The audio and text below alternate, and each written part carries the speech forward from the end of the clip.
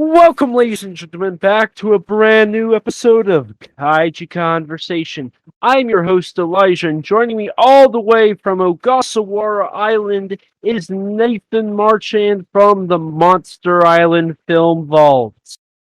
Hello, Kaiju Conversationalists!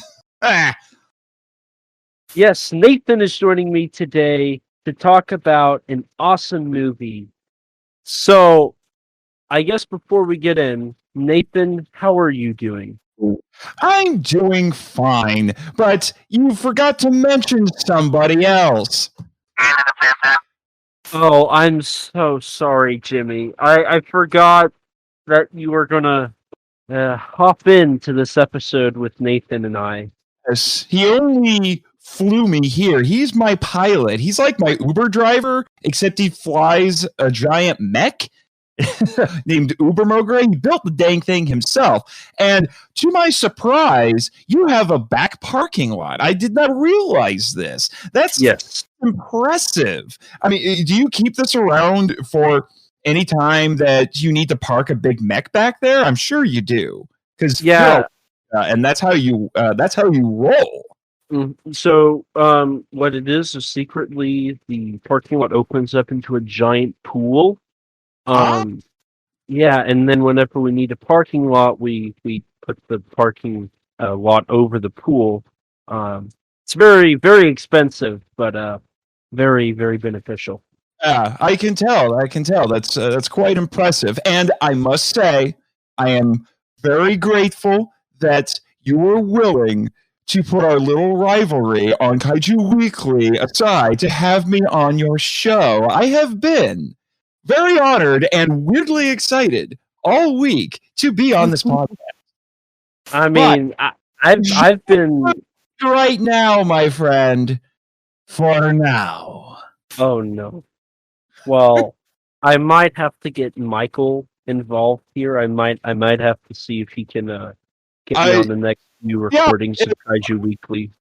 Yes, and for what I understand, he's I mean, I won't necessarily speak for him, but I get the impression he's a wee bit perturbed that I got to be on your show first.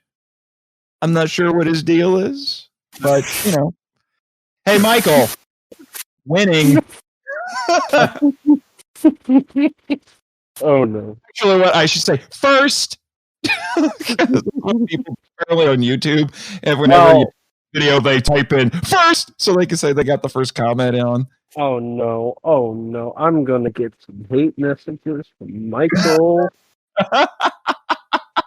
Hey, you should see the back and forth he's got going on with Jimmy. Yes, I know. You've developed a weird habit of getting into flame wars with my guests. Gee whiz, you dropped Michael off in the jungle one time, and that happened. Yeah, that happened. That's why I had to be on Kaiju Weekly that week. You know, when Travis was covering Night of the Lepus, Michael didn't want to have anything to do with that, so he decided to take a little vacation to Monster Island. So Jimmy dropped him off in the jungle. Oh no! And crazy things happened. Oh boy! Now I'm gonna have to talk to Jimmy after this. I gotta get the full story here. Oh, that's all you, man. You know, Jimmy. I think Jimmy's a great guy. I don't understand why Michael condemns him so much. I think it's just they have those kinds of personalities where they just butt heads. It happens. I mean, some people think that Jimmy and I hate each other, and that couldn't be farther from the truth. We just badger each other on the air because it makes good radio. Of course. And I mean, I gotta say, Jimmy, you are like the unsung hero of the Monster Island Film Vault. Yes, I know. Sometimes you get more love than I do. Yes. Okay.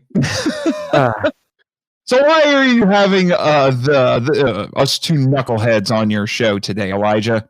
Well, the reason I'm having you on, not only to tell Michael that he's going to be the last person on my podcast.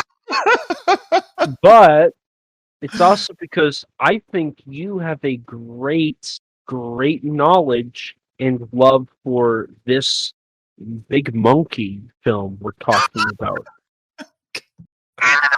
Yes, Jimmy, just like you said on our show. Well, my show, not our show. He's an ape, not a monkey. I get it. That's what Vegas tells us, okay? I get it. If the vegetables say he's an ape, not a monkey, listen to the vegetables. Listen, Ape is an awful movie that can't compare to this one. So, Jimmy, I'm sorry, but you're wrong. He's talking to you, man. Ooh, Jimmy, what terrible language. I'm going to have to edit this episode. You would be very disappointed. I'm just saying. Mm-hmm. Wow. We're friends with them. Just so you know. I mean. Anyway, yes, we're talking about monkey. Yes, the big monkey. Yeah, but anyway, so I just figured, why not have my friend from over at Ogasawara, who even has worked with the big guy. If by work with him you mean fought him in a giant robot, yes. I mean, it sounds like working with him to me. Yes, but it was also me saving Jimmy's hide with Matt and Brad from Giant Monster BS, I might add. Of course. Yeah, actually it would be, because, I mean, have you ever heard them not call The Rock's personal trainer working with The Rock? Yeah, it's always, it's you are Kong's personal trainer. That's what you are. I should be. I need a good side hustle on the island anyway. I'll take that up with the board. My Orwellian overlords. I feel like I'm going to get contacted by quite a few people that are going to be either frustrated with me or have multiple questions. I will be happy to field those questions. It wouldn't be the first time. But yes, so talk about our most recent acquisitions to our collections. Of course. I came prepared, sir. So what have you gotten, Nathan? Are we talking just our wonderful physical media collections, or are we talking other things? Anything and everything. If you got a new toilet plunger, let's talk about it. Yes, I have a Godzilla toilet plunger. What are you talking about? Are you sure you're not on drugs? Anyway, I was thinking of, because in terms of my most recent acquisitions, and it's too bad that you're talking to me now, because I have, well, shall we say, a little money coming in from a side hustle when I'm not curating films here on the island. Don't tell the board. So I'm planning on adding a lot of things to my collection that vicariously I will then be adding to the film vault on Monster Island. Hence the title of my show. But in terms of my most recent acquisitions, I have recently procured the Criterion version of The Blob. Yes, Travis, I see The Blob and you don't. But you're welcome to come to the island to see it. We have a little piece of The Blob on display. We keep it in a bucket. That sounds dangerous. It is, but we got the best minds and technology on the island, my friend, to make sure that doesn't happen.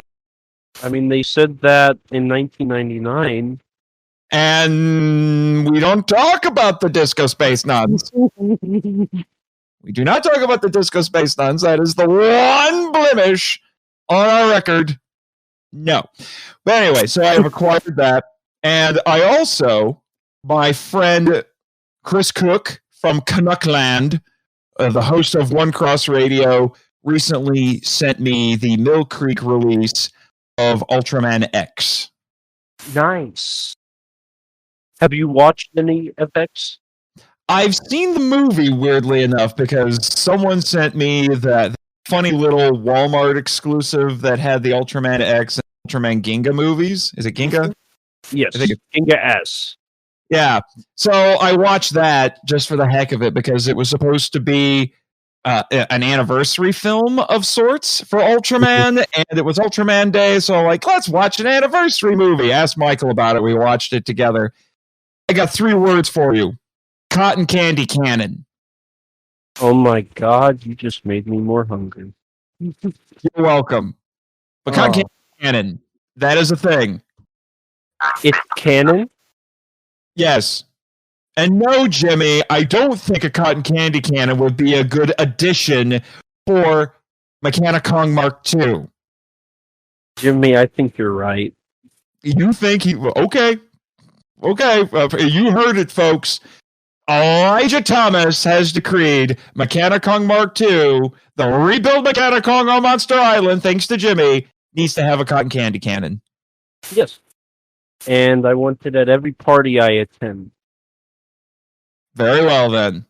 You go to a lot of parties?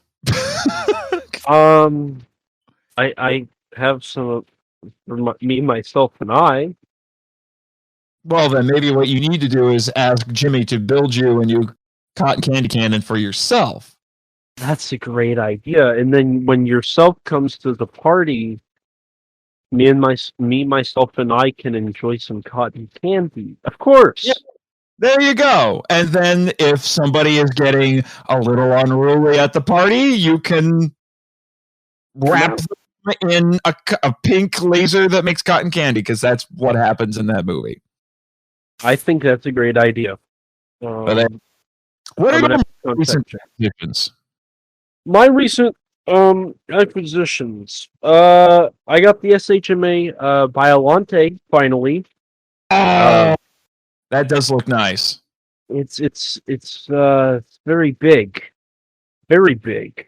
I don't have room for it.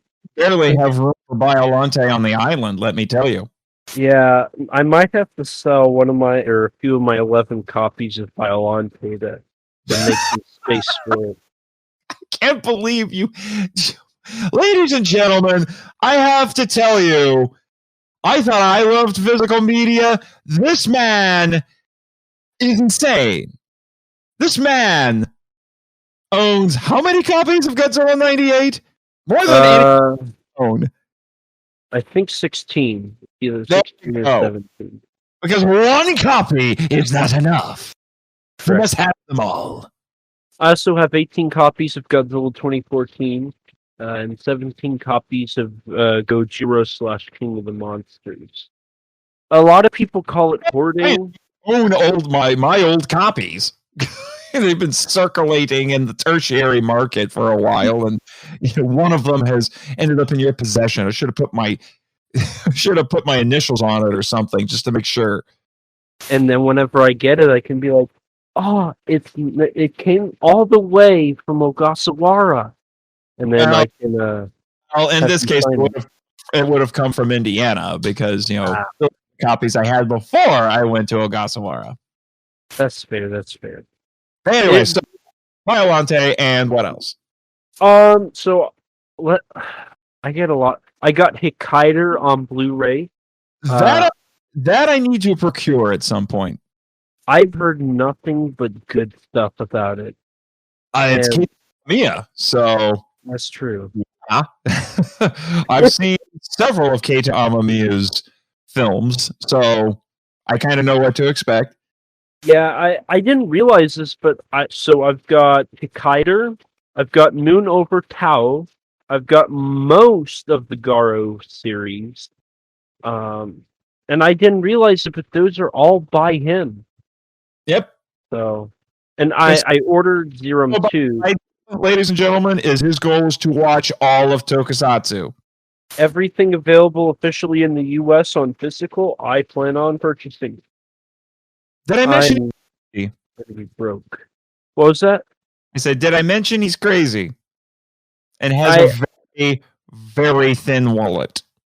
I think that if you're listening to this podcast, I think it should be known that I am very crazy.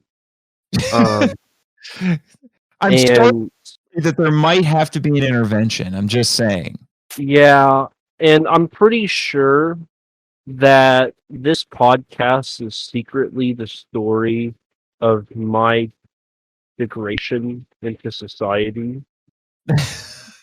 Um, You can't do. and You're working toward your Darth Gatekeeper status. Come on. yeah, that's true. Well, maybe the final episode is when I snap and I go into Darth Vader mode and I go off the deep end and I need a Luke, and then we can have a new podcast, Kaiju Conversations Con, and it's all about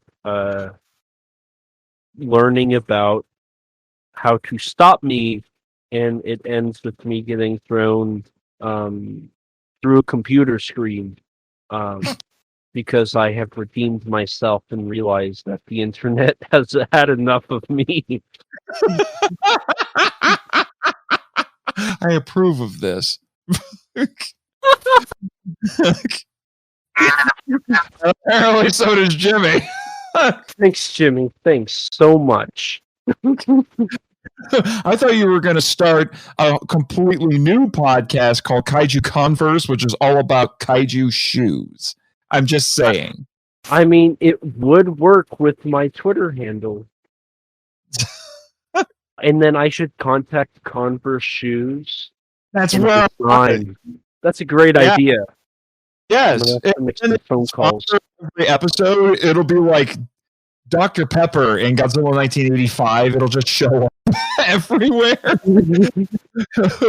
So, today, Godzilla vs. Kong 2 came out, and by the way, by Converse. So, did you see that haymaker that Godzilla landed on Kong by Converse? Yeah, I mean, I went to see it in the theaters by my Converse store. I wore my Converse shoes in. My Converse shoes were really comfortable while watching it in the movie theater. During the big screen, my Converse, they were perfect, so they didn't get in the way when I was leaning back in my chair. I should probably say this episode is in no way paid for, or this episode is not paid for or promoted by Converse whatsoever. Not yet. Not yet. Nope. Not yet. All right, so enough of this nonsense. Unless you have more the collection news to let us all know about. Yeah, so I spent a lot of money, as I do, I got seasons 13 through 17 of Power Rangers. Yes. So that's Yeah. exciting. I actually am, and I blame you, Michael, because I know you listen to this show. He was insisting that I start checking out some Power Rangers. Also, the executive assistant to the board, Miss Perkins, was also particularly insistent that I start archiving Power Ranger episodes. And now I actually find myself wanting to buy Power Ranger seasons. It's a little insane. Well, I will say this, and this is why I haven't purchased Mighty Morphin yet. It's getting a re-release this month. Mm-hmm. And I'm gonna buy that. I'll buy that. And then I don't know if I'll watch it because I'm a purist, so I have to watch the Sentai version first. So I don't know how I'm gonna make it through Sentai and Power Rangers. But yeah, so I got those seasons of Power Rangers. I got the Mezco King Kong figure. So now I got it with my NECA. I got. I'm trying to think here. Oh, I got my 8th copy of Gamma Revenge of Iris, or 7th copy of Revenge of Iris, and 7th copy of Legion, 8th copy of Guardian of the Universe, and my 5th copy of Gamma the Brave. You got to be kidding me! There are that many editions of that thing. Yes. In the U.S. What was that? In the U.S. Yes. So, Guardian of the Universe has a VHS release. Oh, I got- keep forgetting about VHS. It's got 2 DVD releases from ADV. It's got a double pack from Mill Creek on Blu-ray. It's Mhm. got a triple pack on Blu-ray from Mill Creek. It's got the Right. Legacy Collection, and then you have the Complete Collection from Arrow, and then the Heisei era. Oh, I have 9 copies of it. I have the Heisei trilogy steelbook too. It's all coming back to me now. I actually have the Arrow set and the 3-pack. I had the 3-pack before the Arrow set came out. Normally, unlike you, I would part with it because I consider myself a bit of a practical collector. But That's just lazy. but is your 3-pack signed by the director? No, but I have a photo with the director, and I have a signature from Kaneko. So, how many times have you met Kaneko? Once. Okay. How many photos with him do you have? 1. Okay, we're even. I compete at everything now. Except You I'm know- gonna win for most copies of Godzilla 98. I mean, if you go for it. But yeah, so according to my list here, I have 8 copies of Guardian of the Universe, 7 copies of Legion, 7 copies of Iris, but I haven't computed the Heisei era Blu-ray set, so it's 9, 8, and 8. So, Yeah, and it's I 4 feel like we need to start a second podcast that's all about kaiju physical media. Yeah, I have thought about doing like YouTube videos on like the best releases and how you can have a complete collection. We need to make our video. We've been promising That's that for true. months. We need to actually make True. that happen. At some point, we're going to make that happen, sir, because I have learned how to make that easier for us. We need to. But we've been talking now for 20 minutes. A good 20 minutes about some great high-class quality stuff. But where is the big monkey? He's Well, last I checked, but him and Godzilla got put in timeout by the board because they've been getting really unruly the last few months. I've heard. God, they need to learn some manners. But they are kaiju, so you're hard pressed to find any polite kaiju unless your name is Mothra or Pigmon. Pigmon, yes, Pigmon. Yeah, that is true. That is true. Thankfully, we have managed to keep Pigmon from constantly dying. Good. Because Pigmon is a ball of fur that everybody should admire and love for who he is. Oh, yeah. Yeah, the kids love Pigmon. Yeah. Del Toro loves Pigmon. Everybody loves Pigmon. That's true. Pigmon, you have no heart. I'm just saying. That's very true. So, anyway, we are here to discuss the 1933 classic, co-directed by Ernest Chodizak, Ernest Chodizak and Marian C. Cooper. Special effects by Willis O'Brien, starring it's blanking my brain. Robert Armstrong, and Fay Ray. Mm-hmm. The amazing film that is King Kong. So, to get things started, Nathan, why don't you share with us some of your personal history with this film? Well, here's the interesting thing. The first King Kong movie that I can ever remember seeing, weirdly enough, was King Kong versus Godzilla. And then after that, I became obsessed with seeing the other Kong films. Now, you have to understand, I grew up without cable, so it's not like I could just wait for the thing to show up on TCM. and on a Friday night or whatever. So from a very early age, I became obsessed, much like you, with physical media. So I scoured every video store I ever came across, trying to find, well, a lot of things, but the original Kong 33 was high on my list. And it was a pain in the neck to find it.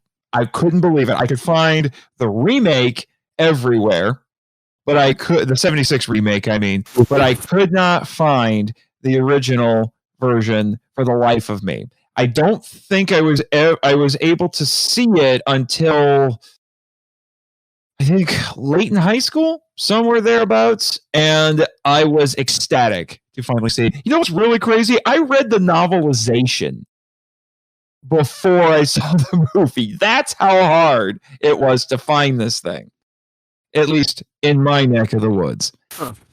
Out of curiosity, which did you like more, the novelization or the movie? It's been a hot minute since I've read the novelization, but it's hard for me to pick.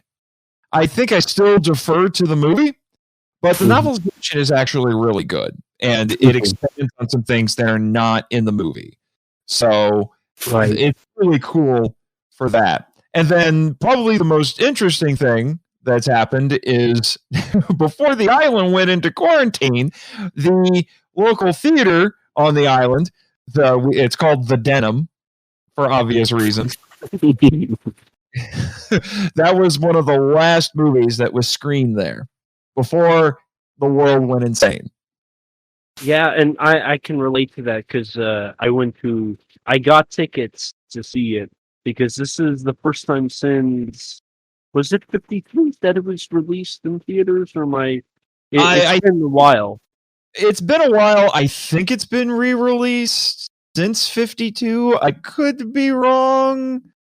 It's probably somewhere in my notes, but I'd have to do a Control F here to find it. So it's been over 40 years.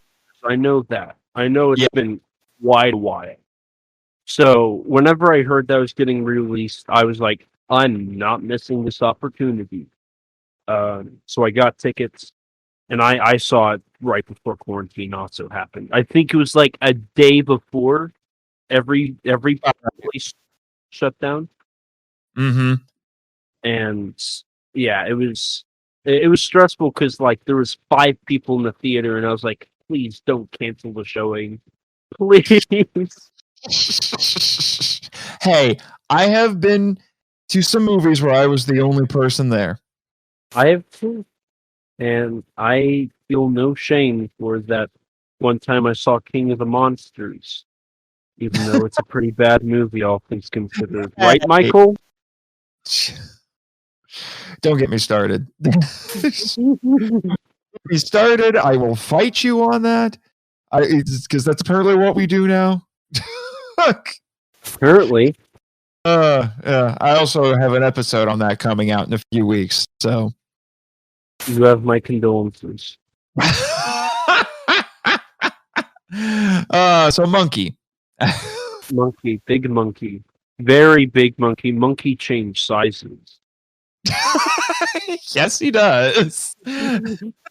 But on purpose, I should say, oh, dang it, I'm a terrible nerd. His name is escaping me. Wallace O'Brien. Wallace O'Brien did that on purpose because he wanted to make the New York scenes look more dramatic. Mm-hmm. That's true. That's very true. Did you have any other anything else you wanted to share about your history with King Kong? That's basically it. It was a pain in the neck to finally see it, and I was very, very happy when I did. Would you say it's one of your most memorable movies you've seen, or not? Oh, yes. Yeah, I adore this movie. We're kind of skipping ahead to the end here because it's amazing. The cinema, as we know it, would not exist. Very true, and I movie. really want to get into that here a little later on because that's a great point. I guess I'll go ahead and share my little history with this film. Back when I think it was around 7. I went to an IMAX screening of a dinosaur documentary. And before the documentary showed, this random still with some text appeared on the screen. And it was of a giant gorilla with a tree, and he was attacking a dinosaur. It was in black and white. And I remember I looked at my mom and I was like, "What's that?" And then she said, "That's King Kong." And I said, "What's King Kong? I need to see this." And eventually, it was a while before I actually saw the film, but I ended up seeing it. And I don't remember my first time seeing it. King Kong has always been like a third or fourth tier kaiju or giant ape. I know. I know. We're not that's a discussion for another day. um but I don't remember when I saw it, but I do know that I was really surprised by it. It's stuck around with me. I wouldn't say it's been hugely influential personally, uh, as I prefer a certain 2005 Peter Jackson remake. Oh, which is wonderful, by the way. It is, and I do want to do an episode where I discuss why I think that film is superior.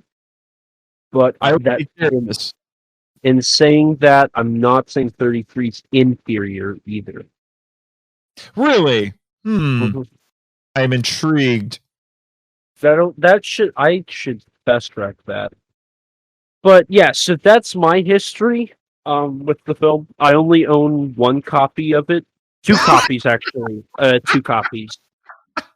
I own 2 copies of one of the greatest movies ever. That's it. I have 3 million copies of Godzilla 98, but I only have 2 of King Kong. Actually, I do have one last point of the personal history I had with King Kong that I think is going to rattle you. So I'm going to go ahead and share it. So at work, I was showing guys some movies, and they were all like 40s noir classic films. Mm-hmm. And he was talking to me how much he liked old movies. He said Dangerous Game, the one that Cooper directed, right? Yeah, it was Shotzak. Shotzak, okay.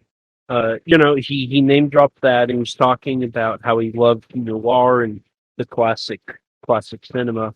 And I was like, "Oh yeah, have you seen King Kong?" And he looked at me, and he was disappointed. And he said, "I cannot stand King Kong." He said it had awful characters. He said it had awful characters. It was boring. It was stupid. And that it's inferior to stuff like Dangerous Games. He said the action was just bad. I don't know who you are, sir, but we can't be friends. So there's listening to this fine podcast hosted by this fine young man here. Shame on you. So there's something to rattle your bones. Well, what's the dragon in Mulan? So, dishonor on you, dishonor on your family, dishonor on your cow. I've never seen Mulan, so I have no idea what that reference is. I haven't seen Lion King. I don't get Lion King references, so you just hate animated movies. We're moving on. I do. So that's my personal history with the film. But it's not a lot, but I still have a deep respect for this work of art. As you should. So I guess because without King Kong, there would be no Godzilla, which means there would be no Tokusatsu. Exactly. Well, yes and no, because there was Tokusatsu before Godzilla. There were, of course, Tsuburaya's war films, and other war films, But super and inspired by King Kong from an early that's age. true. And so that means there would be no Invisible Man Returns. There was the Rainbow Man. There would have been Rainbow Man, and I thought there was another film. Thought it went. No, I guess it was Invisible Man appears, Rainbow Man, Gojira, Rates Again, Warning from Space, and Rodan. I think that's the order of the first 6 or 5. I don't remember. Tokusatsu sci-fi films go. I could be wrong. But there were some earlier like TV shows. Not good, but you do have a point. Which actually, I have been described as the kaiju academic. That's why you're having me on the show. oh, don't give yourself too much credit. I'm only repeating what other people have said. Yeah, well, Shut up, Jimmy. okay, good. Jimmy's on my side. But I think that's a great point to kind of lead into our discussion here. Mm-hmm. The impact and influence King Kong has had. Do you want to start us off here, or do you want me to start off? Where do we even start? Where do we even start? Let's start with the obvious, I guess you could say. This film revolutionized filmmaking, in particularly special effects. I mean, there's one Lost scene. World. What? Lost World beat it. True, but more people saw King Kong than Lost World. True. Particularly people who work in filmmaking. And because of that, we have things like ILM and Tokusatsu and all of that. Willis O'Brien, what he did in The Lost World was impressive, but he did even more in this. There's one scene in this movie. It's when Kong takes Anne back to his lair, where if I remember correctly, I'm trying to remember, it's been a while since I've listened to the commentary on this movie. That scene alone, I think, has 5 or 6 different special effects techniques being used in it, and they look seamless. It is amazing because you have the stop motion, you have matte paintings, you have I'm trying to remember, you have rotoscoping, I think, and then there's I'm trying to remember what the technique was, but the when they have Anne and Jack off to the sides in the frame, those were actually done in camera while O'Brien was doing the stop motion. He literally had the individual images of the individual frames from when Shozak and Cooper filmed those two actors doing their stuff, and he had these individual pictures, and he would pull it out, move all the miniatures a little bit, and he would photograph it and keep going. It's amazing what he did. And I really love, since we're going into the special effects here, I love I'm trying to remember the technique it was called, but it was where they had like the actors on screen, and then they would have the screen behind them with back projection. Yes. And wasn't there multi-projection in the film too? If I remember correctly, yes, because they had to all of the jungle scenes are multi-layered, and they had to, or am I thinking of Congo 5? I could be. I'm not sure, but there's I do think it's this one because they had to kind of cheat a little bit, and they had to do. They did multiple layers to really make the jungle look thick on Skull Island. I stand corrected. You had to do this to me. Well, not to me, but you had to do that. Guess King Kong. Hey, it's not called Skull Island in this. That's true. That's very true. Skull Island, but no one calls it that in the movie. Anyway. So yes, there's so many things. And you know what's really insane about this? basically all of the special effects in this movie were done by O'Brien. He had an assistant with him, but he basically did everything. The man was a machine. And if you look into his biography, the man was a workhorse. And really, when he believed in a project, he really, really, really believed in a project. Problem is that he needed to be reeled in a little bit because he had a bad habit of taking too long and going over budget. Which is how he ended up on King Kong. Ouch. Well, it's because he was working on a project called Creation. That it never got finished because, like I said, it went over time and it went over budget. But Marian C. Cooper saw what footage he did finish and he said, "Hey, you, Mr. O'Brien, you want to come work with me on this movie?" The rest is history. Also, I think before we go any further, we mentioned Lost World as, the special effects. But we need to address Ingagi, because that does not get addressed when discussing influences, especially for Kong, because if it wasn't for Ingagi, King Kong would not have been a thing. And do you know much about Ingagi? Weirdly enough, I do not. Enlighten me. Okay, so Ingagi is a 1930 exploitation film.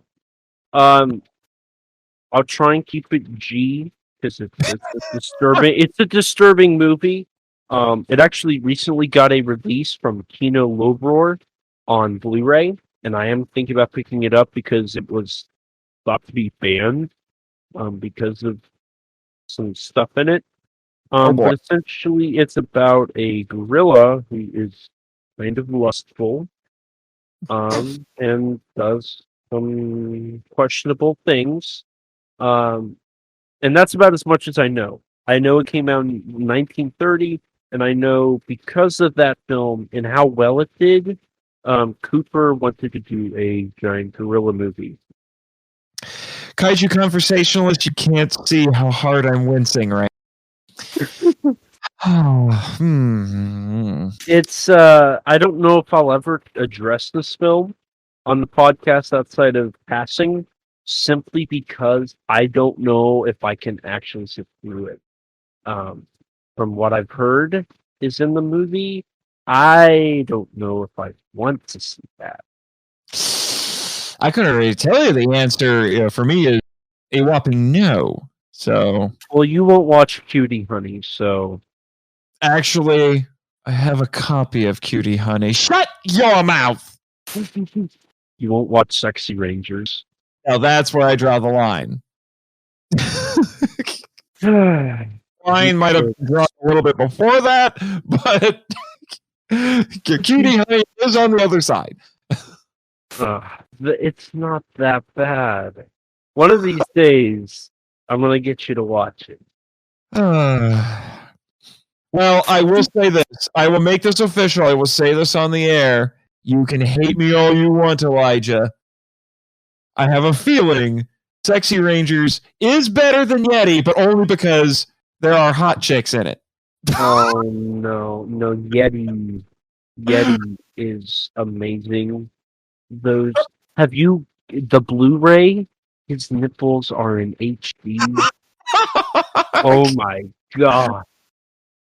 Elijah, it's a little bit disturbing hearing you gush about high-definition nipples when the nipples in question are neither human nor female. I have a photo. Never mind. I'm not going to get into it. Ingagi. So, yeah. King Kong was inspired by an exploitation film.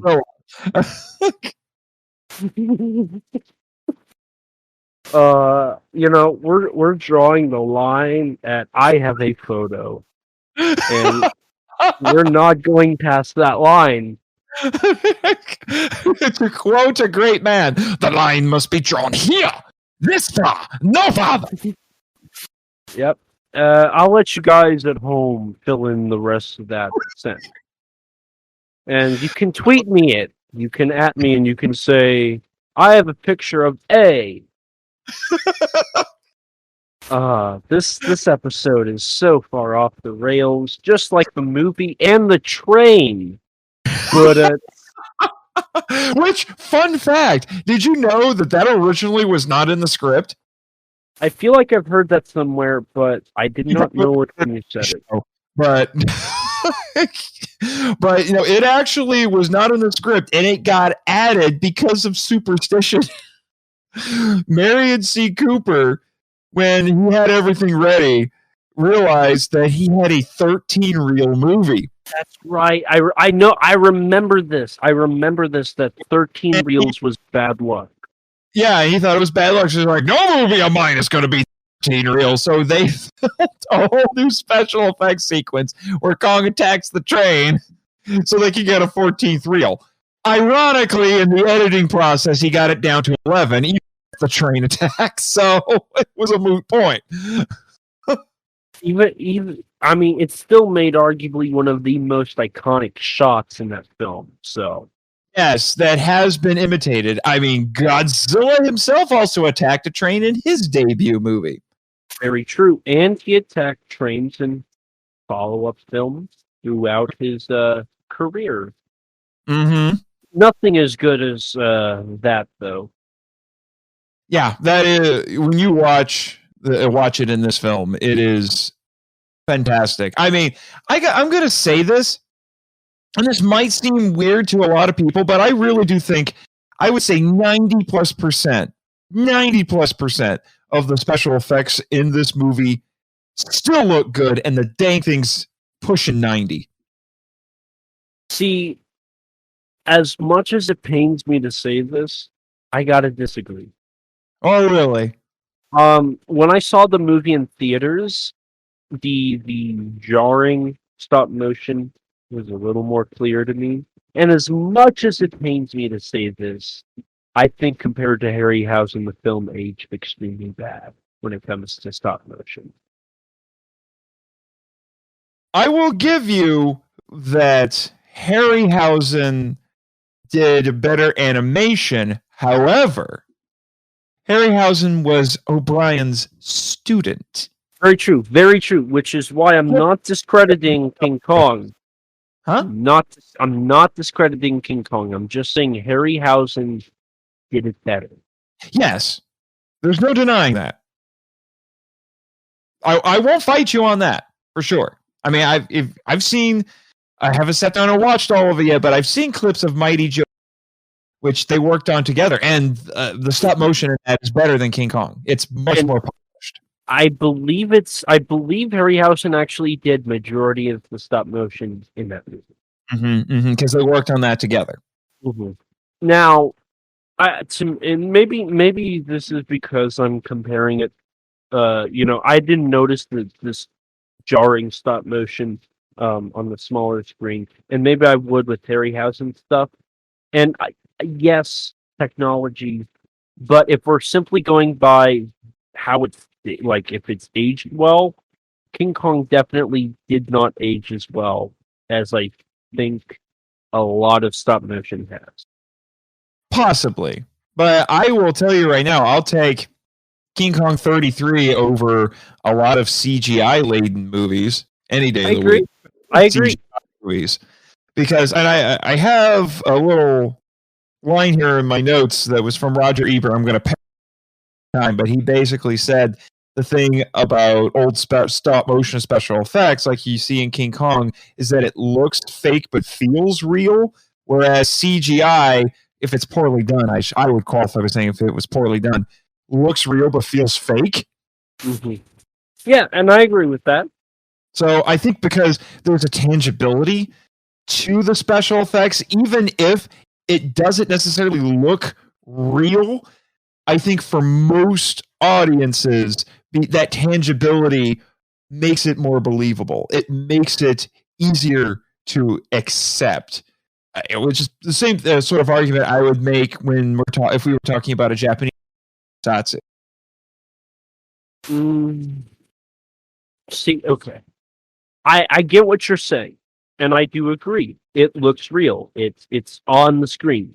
It's more believable, and I agree. Plus, if I remember right, in our brains, we know when something is computer generated.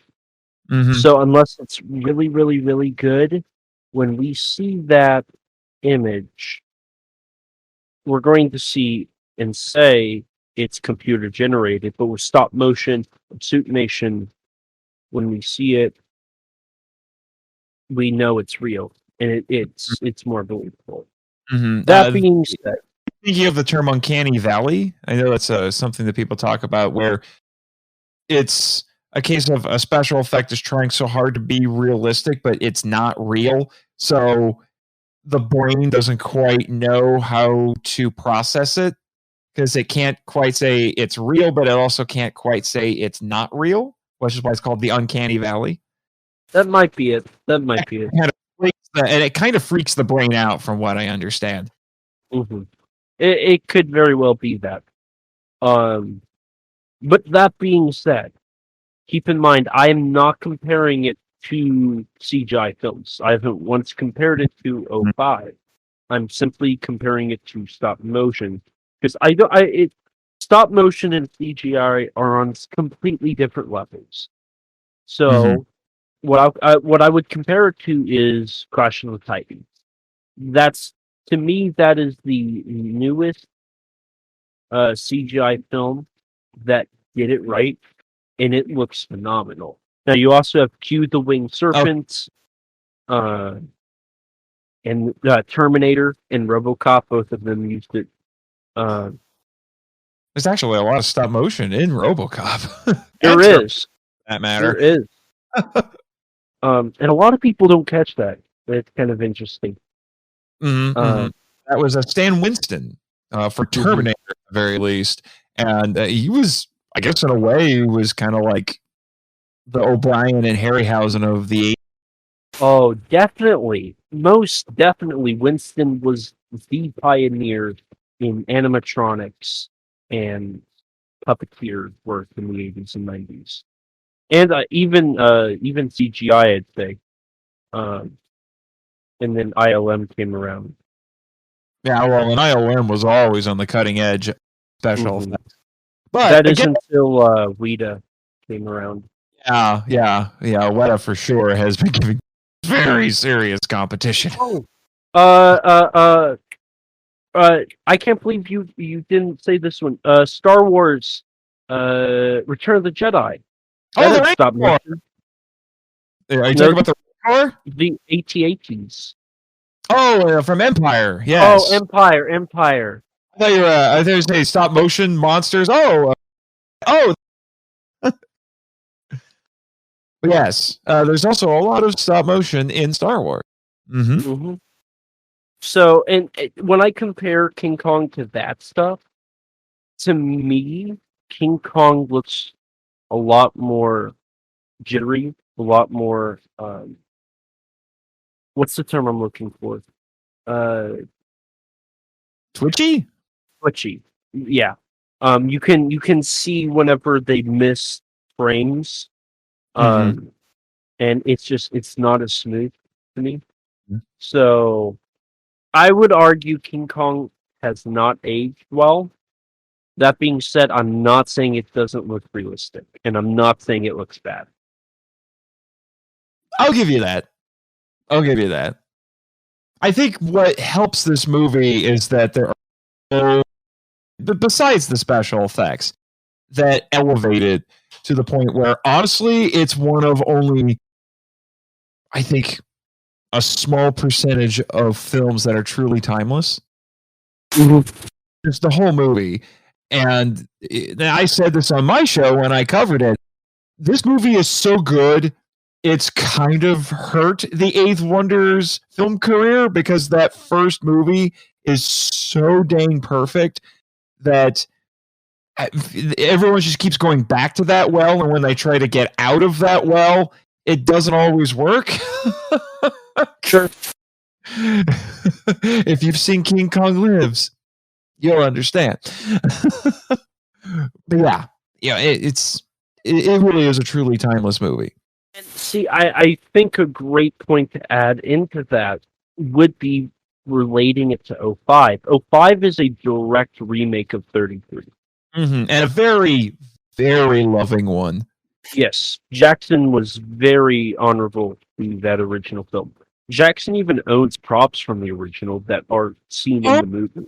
The wireframes. There was only 2 of those for Kong, and he owns one of them. And he also owns the bombs that were thrown at him. He owns those. Those can be seen in the film. Yeah, and Jackson, much respect to the guy. And I think your statement on 33 being timeless only can be backed up more with the fact a film in 2005 over, that would be 80 years, right? 80, 70? 70?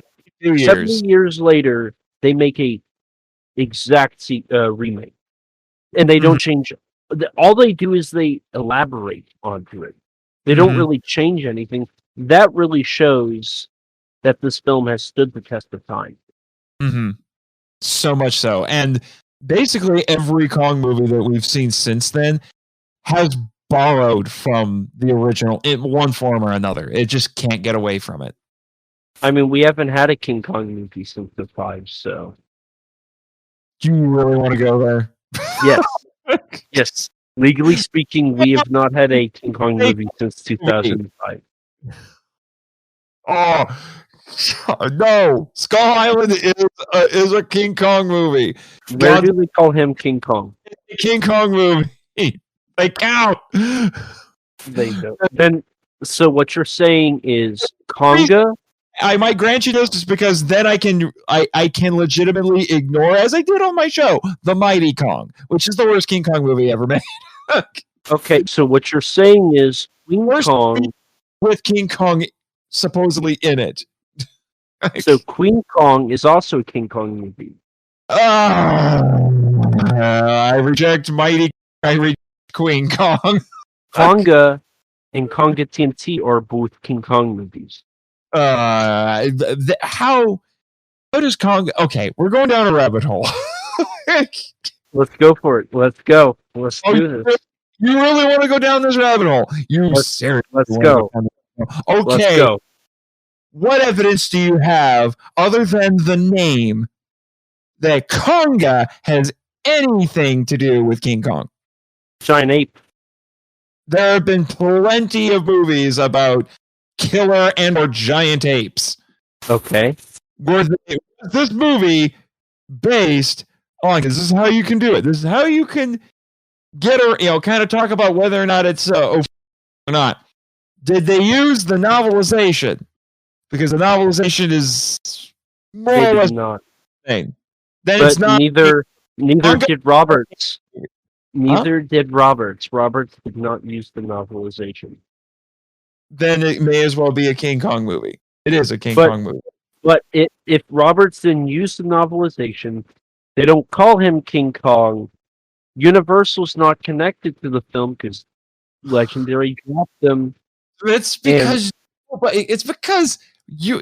Okay, the King Kong copyright is ridiculous. You and I technically own a piece of the King Kong copyright because the novel is public domain. Okay? True. And True. all of those movies you will never see unless Criterion pulls a giant miracle out of their anus.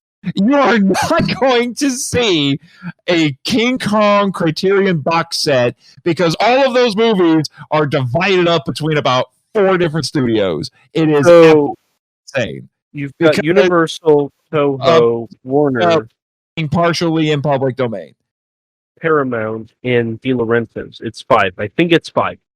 Yeah. Yeah, well, because Warner Brothers owns the RKO library. Yeah. And RKO, so they have 33 and Son of. Toho has King Kong vs. Godzilla and King Kong Escape. Japanese version. Has 76 and Lives. Universal has 05. And then it's Legendary and Warner Brothers, honestly. Well, for Skull Island and GVK. So, actually, Universal has King Kong Versus and King Kong Escapes. Toho has the Japanese versions. Yeah, that's Universal has, and Paramount only has 76. I think De Laurentiis owns the distribution right to Libs. I know. Like I said, it's ridiculous. I think it's pretty simple myself. Only a kaiju scholar like me can understand it. Oh. Really? Really? Yes. It's a good thing you're in the right company. Again, Jimmy. Silence! Thanks, Jimmy. Much appreciated. But if they were to do a King Kong box set, which they have done in other regions, they would not include Skull Island, and they would not include GVK. How does it feel to be wrong? You tell me. You tell me. Oh! Can we get back to the original movie now? Yeah, that might be a good idea. We'll save the Is Skull Island a King Kong movie for a different episode. Spoiler alert, it's not. So, 33. It's timeless. That's where we were before we went down into this rabbit hole of craziness.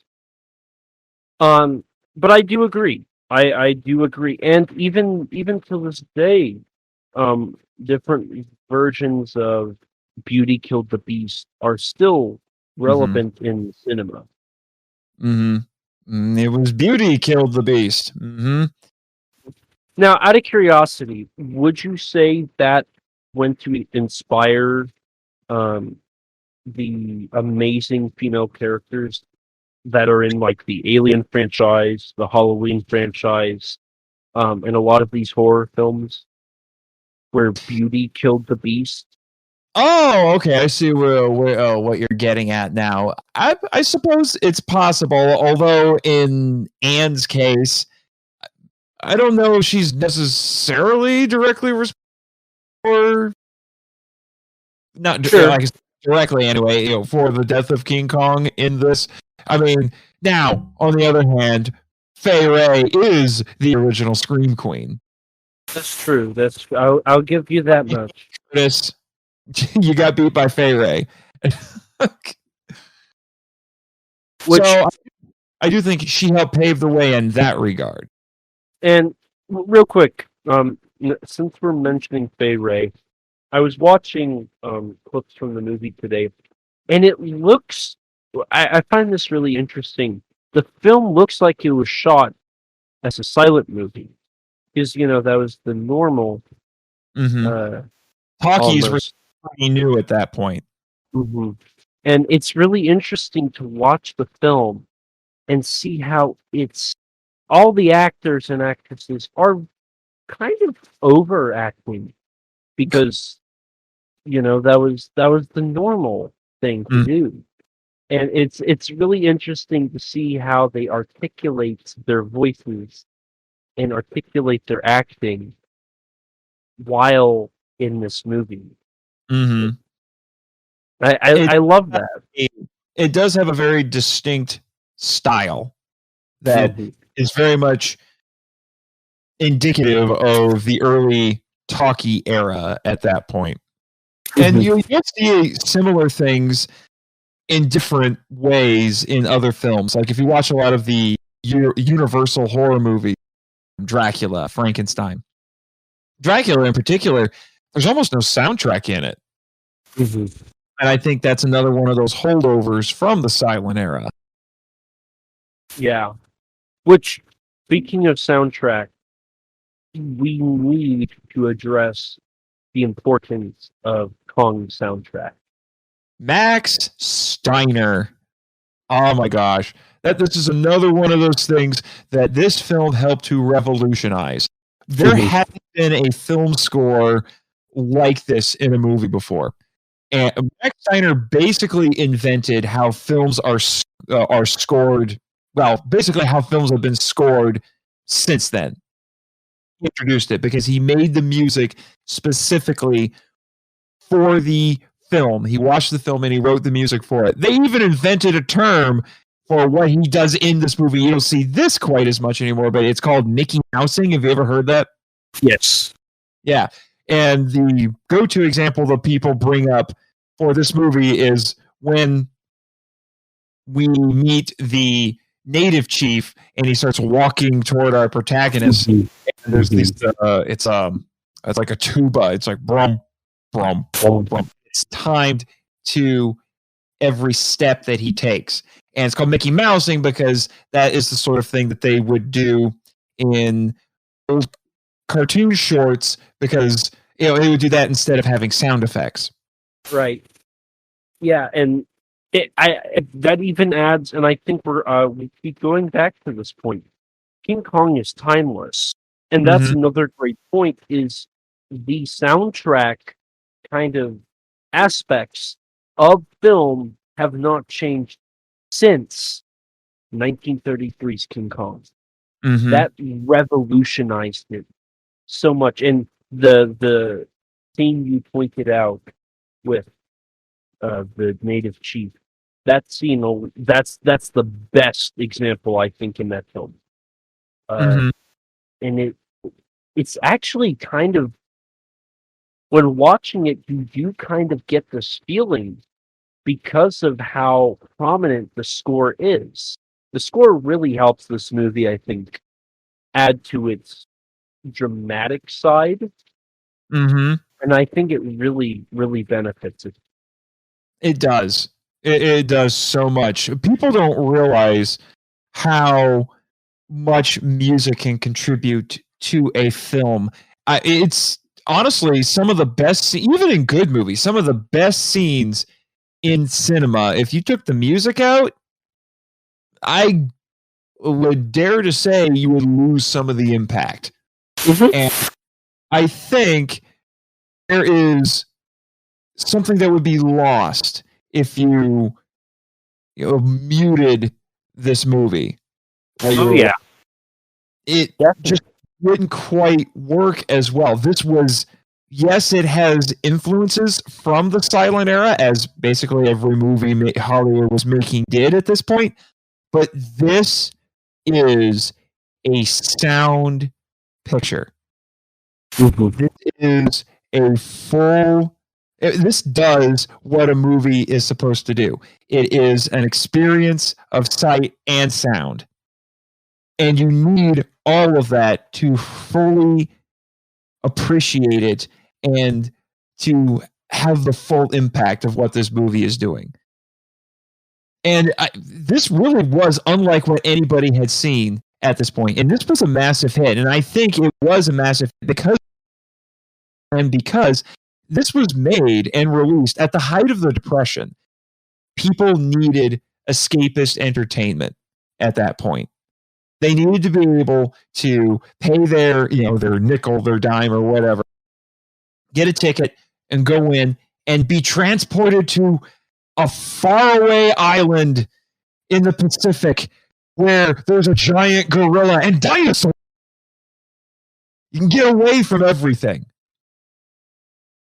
It's wonderful. Nobody makes movies like this anymore. Right, definitely. It's a lost art almost, and it's kind of sad. Yes, and I described this movie like this on my episode. Mythic, not real. I have read some pretty cockamamie and at points effed up essays that tried to analyze things like Skull Island. I get it, Jimmy, not Skull Island, but analyze the island in this as if it was realistic, and none of this place makes no sense. And I say it doesn't matter. It's not meant to be taken realistically. This is a myth, and you have to look at it as such. But okay, let me give you kind of a counter argument. The original Gojira in the film, canonically, Godzilla's a myth. What I mean by myth is the sort of story that is being told in the movie. Not necessarily that King Kong in universe is a myth. I'm talking about the style of storytelling that we get in. I get what you mean. Just so we can go into more detail, could you elaborate a little bit more, just so we can look at this from a lot more angles? Yeah, sorry about that. It's the English major in me coming out. Oh, you're good. You're good. I get what you mean. I want to dive into this. Is that this is mythic storytelling, and when you're talking about myths, they aren't necessarily meant to be realistic. They're talking about big ideas about how the world is the way it is. So you look at something like Greek mythology, and those stories exist because the ancient Greeks were trying to understand the world around them. So they ask big questions like, well, where did the universe come from? Well, it was made by the Titans, and then the Titans got overthrown by the gods, and now the gods rule the universe, and that's there's lightning in the sky because that's Zeus throwing thunderbolts and things like that. King Kong exists in a very similar place. He has permeated American culture, Americana. King Kong is Americana. And even people who have not seen the movie, they know who King Kong is. When you bring up something about a big gorilla, the first thing that people think of is King Kong. Heck, there's even a pro wrestler who named himself King Kong. That's true. Yeah, King Kong Bundy, because he was a big dude. And the story that's being told in King Kong, it's weirdly primordial. You have, they call it out in this movie. Beauty and the Beast. It's a classic fairy tale. Now, is it a literal adaptation of that particular fairy tale? No, but it uses a lot of the motifs of it. The big beast, the beautiful woman that infatuates the beast in one form or another, and even the idea of the Arab proverb, the fake Arab proverb that talked about how the beast is killed by beauty. All of these things, that concept, that big idea that something as large and powerful as King Kong can be undone, by something, as seemingly small and insignificant like a beautiful woman, because he has to have it. Because that's the tragedy of King Kong. He dies because he has to have the beauty. So, like I said, these are all really big ideas. They're very universal concepts. And, you see them, you said it, this sort of stuff appears in stories everywhere. And I don't know if you've ever heard of Joseph Campbell, Hero with 1,000 Faces. Heard of him, not really done much info diving to him. Well, he was an anthropologist, and he wrote a book called The Hero with 1,000 Faces. Actually, one of the most influential books when it comes to storytelling, really about the last 100 years. Well, like I said, it was an anthropology book, but he talked about these universal concepts that appear in myth, and they're powerful because they keep showing up everywhere. Doesn't matter the time or culture. And King Kong definitely plays around with concepts like that. And like I said, that is why this story is so good, and why it still resonates today, and why it keeps getting remade.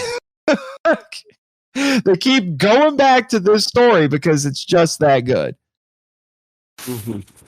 And I will say, a lot of people try to decipher films and analyze them, and you mentioned this, and I just kind of want to reiterate here. King Kong doesn't scream politically charged to me. It doesn't. It was never meant to be, but there have been. I've read those essays. Mm-hmm. I mean, I've even read ones where it's Alien versus Predator, and it's about legal immigration or something. Oh my gosh. There's some pretty wild analysts out there, but yeah, And then some of them get themselves into a wee bit of trouble, like those guys who were on Tokusatsu who started talking about, what was it, Ultraman was racist or something? Or, Ultra 7 is xenophobic. Yeah. They put that out there, and the entire kaiju community is just saying, what? Mm-hmm. Now, I will say, I do believe there was some political nature in the aspect of taking Kong from his home. Yes. I think that there is the most political thing in the film.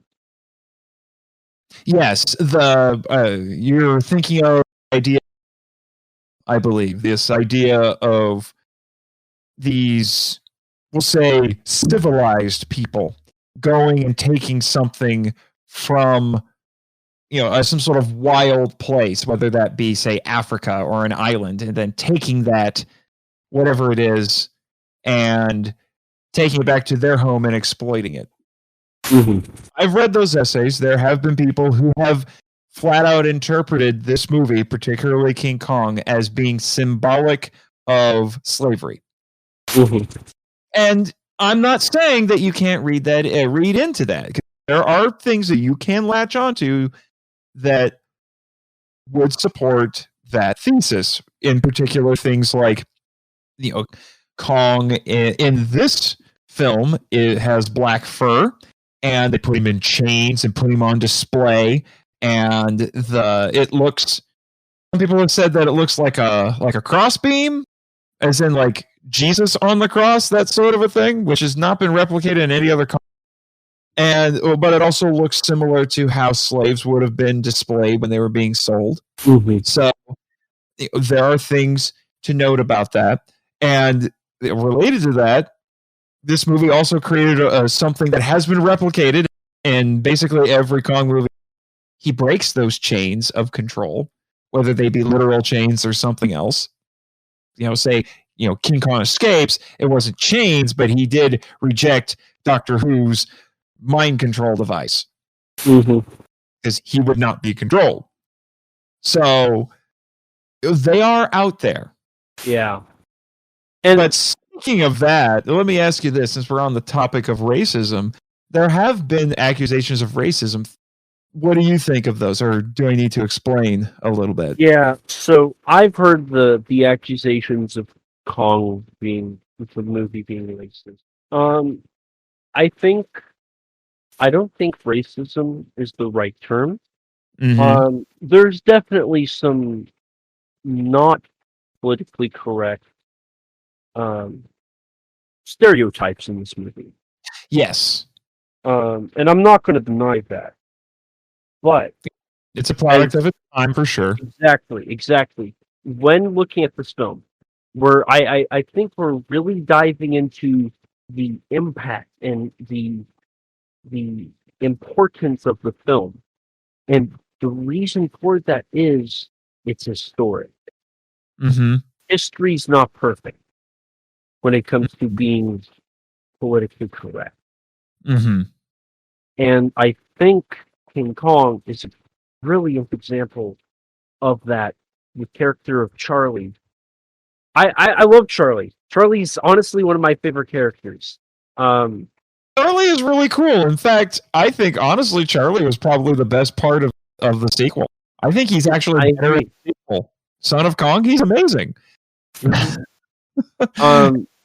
It's unfortunate that actor doesn't get credited, I don't think, in this movie. Correct. In 33. He does get credited, but they don't even call him Charlie. They call he's credited as Chinese cook, mm-hmm. which is sad because they call him Charlie. He has a name, right? And I think that's one of those examples of them not being correct. Like that's uncalled for. He has a name, like you said. Mm-hmm. Although I do tend to interpret Charlie's story through a fairly positive lens. I like to think of Charlie as being this Chinese immigrant, came to New York City, trying to make his way in the world, doesn't know great English, but he's really good at cooking, It's the Depression. He needed a job, so he took a job on this boat. I mean, I would love. I don't know. I don't think they've really established much of a backstory, but that's honestly what I would want. I think that's a great backstory. Mm-hmm. That being said, though, the way I think they show him in the movie does stereotype him. Mm-hmm. And I don't agree with the stereotype, but to reiterate and just establish this is a thing of history. Yes. Like Gone with the Wind. Oh. Let's see what's another books. Famous books. Tom Sawyer, Huck Finn. Tom Sawyer, Huck Finn. All of these. Now, granted, those were written deliberately like that. Mm-hmm. Not because of stereotype. Those meant to be a jab at the movement. Mm-hmm. This is the most political we've gotten on the podcast. Well, this is what happens when you bring the show. We do deep dives like this. I mean, the tagline for my podcast is seeking entertainment and enlightenment through Tokusatsu. This is what we do. But it's funny that we're talking about that. And then on the other side of the spectrum, we have Noble Johnson, the actor who plays the native chief, and he does get credited. That's true. I mean, you want to talk about forward thinking. That was unheard of. Nobody would do that. And they put his name right there in the credits, beginning of the movie. Noble Johnson as native chief. And that was huge. That was a huge thing. Yeah. And for what I understand, I think Noble Johnson was very happy to be in this movie and play that character. I mean, look at how he plays this native chief. I don't think the native chief is necessarily played negatively. He's not even really an antagonist. He seems like a very strong character. I mean, Noble Johnson brings this powerful energy to this character. You do not screw with this guy. If he does, even how they show, like how he's shown on camera, the way they use the camera, it's kind of angled up at him. And our crew with denim and all that, the camera's pointed more down at them. Mm-hmm. It's at a higher level, and that entire sequence is made to give him power, to show his might, to show this isn't somebody you mess with. Mm-hmm. And honestly, until King Kong breaks out, the native chief was always, and I might, because isn't he there for whenever he breaks out? I'm trying to remember. I think you do see him when Kong breaks out, but it's chaos at that point. I know he comes back in the sequel, but that's the only sequence where he's not shown with power. Mm-hmm. Every other shot, the camera's always angled up at him. The music is going to his footsteps. Mm-hmm. They always made sure to give him power, which is great. I love that. Yeah, whether it's physical power or even bargaining power. I mean, he could have just been violent and savage and just said, like, you give us golden woman, spear, and then just take Anne. No, what does he do? He tries to bargain. Mm-hmm. Really interesting. He says, here, we'll give you 6 of our women for the golden woman. We don't see bronze around here. Ooh, Monkey God will be happy. So, and they tell him no, and then he waits until nightfall, and because his warriors read the script, they knew exactly where Anne was. They were able to sneak up on her and take her. I will admit, that's one of the, as much as I love this script, I know Ray Bradbury said that, because Ray Bradbury adored this movie, and he actually said this movie has the perfect script. not quite Mr. Bradbury, and that's one of them is the fact that they knew exactly where Anne was. Like, oh, there he is. Their plan couldn't have worked that smoothly if they didn't know where she was. Right.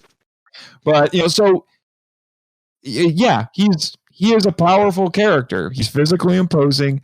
He's he's clever and apparently something of a strategist. So do not trifle with this guy.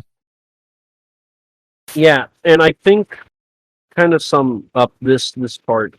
I think King Kong, while not politically correct, was a step in the right direction for future films that a lot of people, I think, almost forget or choose to ignore to harp on the bad stuff. When what we brought up here is a huge moment in cinema history. And King Kong is also a snapshot in another because this movie got made before the Hays Code. So it got away with things that nobody after 19 would ever think about trying to get away with. In fact, when the movie got re-released, I think it was in 39. I believe so, 39 or 37, one of the two. They had to edit down. Those parts that they edited out were lost for decades, and people thought that it was gone forever. And then there's this wonderful story, if you really want to do the research on it, where they found an uncut version of the movie lying in a closet. Somewhere in Europe, I think. And then they got their mitts on it, and then they restored the full movie, I believe, in the late 60s, I think. I believe so. Because I know they constantly, because the rules and regulations were getting stricter and stricter, so they kept chopping that film up, if I recall. So by 52, it was not the film they grew up on. And finally found the parts that had been lost, and then they restored the film, and that's what we're able to watch now. And I am very grateful, but it's interesting to see just how much sensibilities changed. From what I understand, the things that got cut were kind of controversial when they first came out anyway. Like the scene when Kong is picking at Anne's clothes and then kind of tickling her a little bit. And I read some effed up essays that talked about that one, but that apparently some people found that a little shocking. And when the Hays Code got put in, they said you can't have that part anymore, even though Marian C. Cooper and O'Brien both said it wasn't meant to be hypersexualized and risque. It was supposed to be funny. It was supposed to be Kong being curious about this thing that he has. And, it's like a little kid with a doll, That's what it was supposed to be. But some people got a little uppity about it. And then, since we're on that subject, we should talk about a scene that people thought got cut from the movie, but nobody's been able to. Here we go. I hate the fact Cooper burned that. I hate that. Nobody's 100% sure if it actually ever existed. There's evidence say it did. It's in the script. It's in the novelization. Isn't there storyboards and a few select photos? And there's some what look like set photos. But where it gets confusing is there are people who claim that when they saw the very earliest screenings of the movie, that the spider pit sequence was in it, and it was supposedly so frightening that when that it only got shown in those first couple of showings, and then it was removed. Correct. And if I remember right, it was so frightening that that's what they could only talk about after that scene. Yeah. And it took away from the rest of the film. Yeah. And although a variation on that story says that Cooper had it removed before the film was released because he realized that if it stayed in, people would only talk about that sequence and they wouldn't talk about the rest of the movie. But and then the part of that story then continues by saying, regardless why or when it was removed, story has it that he burned the negatives that had that scene in it, and it's been lost. So it's kind of become almost like a cinematic holy grail thing, that they might somehow find it stashed away in, I don't know, someone's trash can and in a theater in the middle of Europe or something, and they'll finally find it. And there are places where you can see where it was supposed to be, like when there are scenes when the sailors are running after the Brontosaurus. Mm-hmm. Yeah, after you see it comes after them, you'll see that they're constantly looking back. And the idea, well, no, that's a different thing that was cut. That was because there was supposed to be a Triceratops there. I'm getting everything mixed up. But I have to say, I find it, considering how nasty that been when after the famous scene where Kong shakes the log and all of the sailors fall off, I'm amazed anybody would have survived that fall. but also I think Cooper cut it because he said it messed with the flow of the movie. And I will say this for sure: this movie has some of the most perfect pacing you'll ever see in a movie. I'm just saying, especially after they get to Skull Island to the island, and Kong takes Anne. It is just it's breakneck, but it's perfectly paced breakneck speed after that. And Agreed. You thought that would mess it up.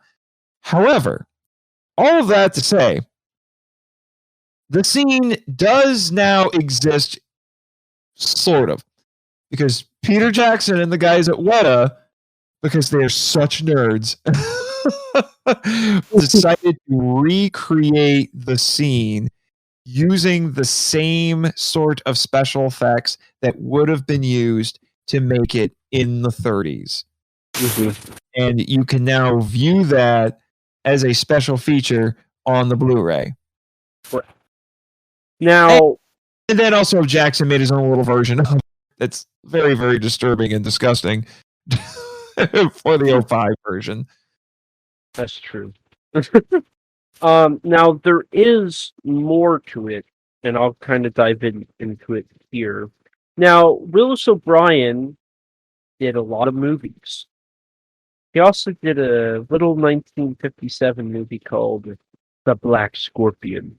Mm-hmm. And in that, they go under the earth into a cavern where there's a lot of scorpions and a lot of weird creatures. The belief and theory is those were the maquettes that were used for the spider pit sequence.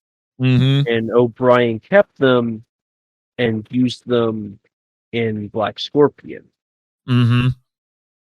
Now, I don't know, has there been any proof to confirm that's 100% true? Or I can't think of anything off the top of my head, but that is story, which adds to the mystique of the spider pit. And so if that is legitimate, then whatever that spider pit sequence was must have been some of the most weird and outlandish designs for monsters in that movie. That would have definitely been a hard left turn from the film. You see one of them in the movie. It still managed to make cut. The proto skull crawler. That's true. That's true. The two-legged lizard that tries to go after Jack, and he cuts the vine and it falls back down. Yeah, in the script, that two-legged lizard was in the spider pit, but then it ran away and climbed up the canyon, and then it tries to go after Jack. Mm-hmm. So, I would love to see the spider pit sequence. That being said, I feel like it'd be too jarring for the film. I would agree, which is why Jackson made sure that he could justify its inclusion in the 05 version. Sure that there was an important plot point that happened there, because he loved the spider pit sequence so much that he wanted to make sure that he could include it. Mm-hmm. Now, correct me if I'm wrong, but Jackson also denied Warner the okay to put it in the film. Because if I remember right, Warner Brothers commissioned Wet Up and Jackson to make that scene, and they were going to put it in the film as a part of the original. And if I remember right, Jackson flat out said, "If you do this, I will not make it." That And sounds like a very Jackson thing to do. I don't think he would want to. In his mind, I think Kong 33 basically is a perfect movie. I mean, he made that remake, but it was more like he made his remake as a tribute to that movie that he loves so much. And I don't think he would want, even as proud as he probably is of his recreation of the spider pit sequence, I don't think he would want it put into the movie. Mm-hmm. For him, it would be disrespectful. Mm-hmm. And that really adds to the I think that adds to the evidence that Jackson respects the film so highly, which I think really shows in 05 and leads me to prefer 05 over 33. You know what? I'm okay with that. I'm happy we can agree to disagree. I'm happy. I am genuinely happy that and okay with you preferring 05 to 33. Now, and I think it's evident through this episode where it's when I say that I don't discredit what it's done. 33 inspired Spielberg, Jackson, Lucas, Superaya, and tons of people. Tons. Harryhausen. One of my favorite stories of any duo in the filmmaking business is the story of Ray Bradbury and Ray Harryhausen when they went to see King Kong in 1933. Yes. At the Chinese theater in L.A. Yes. I've seen that interview. It's a wonderful story. And yeah, Bradbury was a wonderful, wonderful man. Mm-hmm. And I forever will hold what they agreed on in my heart to agree to grow old together, but never grow up. Yes. That is my goal in life. I mean, I run a podcast about men in rubber suits. Oh, did you just break character? No, because that's what these movies are. Character, what are you talking about? What is this crazy talk? What? Are you on drugs? What? Yeah, it's a little late. I apologize. Yeah. No, but yeah, what Bradbury and Harryhausen were really big on, especially when they made that statement, is not losing that childlike wonder. Because let's be honest, that's something that if you don't cultivate it when you reach adulthood, and this is something I have a feeling if you haven't experienced it already, you will soon experience it. If you don't cultivate it as an adult, you'll lose it. And then you will grow into a cynical, even bitter old man. Well, it's a tragedy.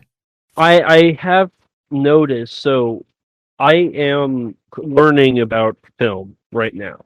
Mm-hmm. Honestly, some of the best school I've ever been in. I every day I go, I'm almost on the urge of crying. I think I have an obsession with it. But I do look at film differently. Like I criticize King of the Monsters. I fully acknowledge it's not a good film, not well made. That is. But that being said, I I I I think that's where kind of going at, kind of losing that wonder. But I think what keeps me in check is I watch a ton of 1960s Japanese giant monster movies. I will forever say, and I will defend Ghidorah the Threaded Monster. It's one of the best Godzilla films ever made. I will forever defend Terror of Mechagodzilla. Oh, you and me both. I adore those films, and nothing will make me ever look at them outside of gold. Nothing. And that is a promise I've made to myself to never look at the films that I grew up on as anything less than what they are. And I think Bradbury and Harryhausen had that with King Kong, and I think I have that with a lot of these Showa Godzilla films.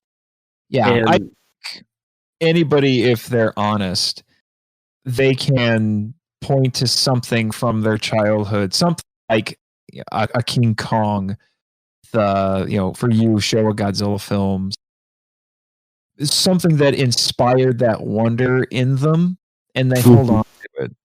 Some people call it nostalgia, and they criticize it a little bit, and I can understand that. If you get lost in it, then it can become detrimental, but you still shouldn't lose that wonder. People who have, they're very sad, and they make me sad, because they can't get past certain things. Right. Which, to kind of go back to King of the Monsters for a second, I criticize that movie. That being said, that film is a ball to watch. It's fun. It's, it's got some really memorable stuff. Yeah, it's poorly made, but it's fun. And I can understand where people like Michael or you or other people like the film, because I do. Like I said last episode, as much as I hate on the film, I did see it multiple times in theaters. I do own multiple copies of it. I will not sit here and lie to you. I did tear up. A tear did fall from my eye when Godzilla came out of the ocean during the rebirth sequence. It's beautiful. It's got some moments that I know younger me would have freaked out over. I know I had to hold my excitement back because of, I was about to jump out of my chair cheering whenever the rebirth scene happened. Now, I will also say I think it's because of the music. Showa Godzilla. What is one of the staples of Showa Godzilla? Ifukube. Sato's amazing, don't get me wrong, but Ifukube, he's a staple of the franchise. Da da da da da da da da da da da. And hearing that in the theater on the big screen with big loudspeakers was something I know younger me would have screamed over. Did you get to see the King of the Monsters? I know this is a tangent, but I don't care. Did you get to see King of the Monsters at G-Fest? I did not, but I did get to see it in ScreenX. Okay. I was just wondering because, honestly, because I ended up, I think I saw King of the Monsters at least 3 times. And one of those screenings was at G-Fest, and G-Fest was by far the best screening of it. Because there was that fan energy to it, and people, we all as a group watching that movie gave ourselves permission to do the very things that you were talking about, to get excited, to cheer, to call to the movie throw jokes at the movie even at points. I for those of you who are at G-Fest, if you were at that screen, that's a lot of after the oxygen destroyer went off. That was me. Yeah, don't ask me, bro. But I remember hearing a story where when Mark said he was an alcoholic, like there was a group of people that like laughing.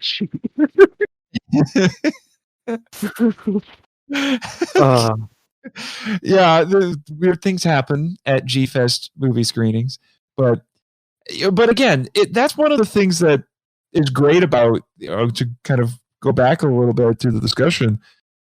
That's one of the things that places and events like G-Fest do, is that it allows you to be that kid again, to have that wonder, to have the permission to be excited over, honestly, something that a lot of people would think is silly. Yeah, and actually, I don't know if you saw this, but in a group chat that we're both in, we were talking about filmmaking of it, and then I popped the question, why is there so many Godzilla fans that filmmaking is something they want to do, or something they have done, or have studied? And one of the responses was cult cinema fans often appreciate it for what it is and not what it could be. And I think, King Kong, yes, it's a masterpiece, but it's an acquired taste to an extent. It's not a drama. It's an adventure film. Yeah. Godzilla movies, giant monster movies in general, science fiction. I think a lot of the quote unquote cult fans of these genres and these films follow what Bradbury and Ray Harryhausen said, to grow old but never grow up. Mm-hmm. I mean, I don't know if you've heard me, but like the 1984 film The Adventures of Buckaroo Banzai Across the Eighth Dimension, that's one of my favorite films. I will say that is one of a few select films I would say is perfect. That's not a serious film, it's balls to the walls, crazy. Mm-hmm. There's a character named John Big Boutte. It's not highbrow art. Like, it's not. But there's something about it that brings the childish nature out of people. Mm-hmm. When we watched Terror of Mechagodzilla during Kaiju Quarantine, when I watched it in preparation for Kaiju Weekly, the shot where Godzilla and Titan, both shots, where Godzilla and Titanosaurus are fighting when it's lower angle, the first time when Godzilla appears, and the second time when they're off in the countryside, and they do those truck shots, Mm-hmm. The low angle truck shots. I get goosebumps, and I get on the verge of crying every time. As you should. I remember as that 4-year-old kid watching my aunt's VHS. I remember watching that, and I remember finishing the movie and wanting to see more. And it brings you back, and like you said, call it nostalgia, whatever you want to call it.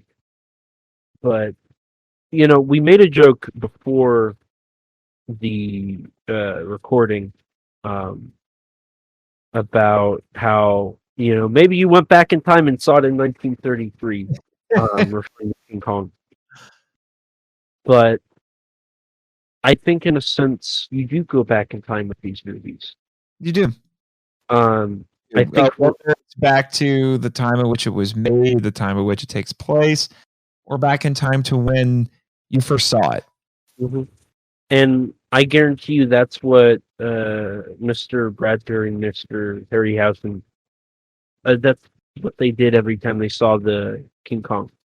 Mm-hmm. They would go back in time to that night in 1933 at the Chinese Theater in LA, Mm-hmm. where they saw and fell in love with cinema. Mm-hmm. Mm-hmm. And that, my friend, is the power. You know, it can change people's lives. Not every story does, and not every story does that to every person who sees it or reads it. But for those for whom it does, it's a powerful thing. Mm-hmm. And that's why I'm a creative writer. I really do, because it's very possible, as we've seen talking about King Kong tonight, it's very possible that the stories that storytellers tell will outlive them. Oh, yeah. I mean, I don't know if I know Marian C. Cooper, because he was a flamboyant showman. Said when he was working on King Kong, say, "I'm going to make the greatest adventure movie ever made." I don't know if he quite realized that he was making one of the most important and influential movies ever, not just in American cinema, but in world cinema. Mm-hmm. You know, we've gone this entire time, and we've not once mentioned the Empire State Building. I know. You know that? It's one of those things that's just kind of a given. That and the T-Rex fight, arguably one of the first, if not the first, kaiju fight ever on screen. I find it really interesting how we can go.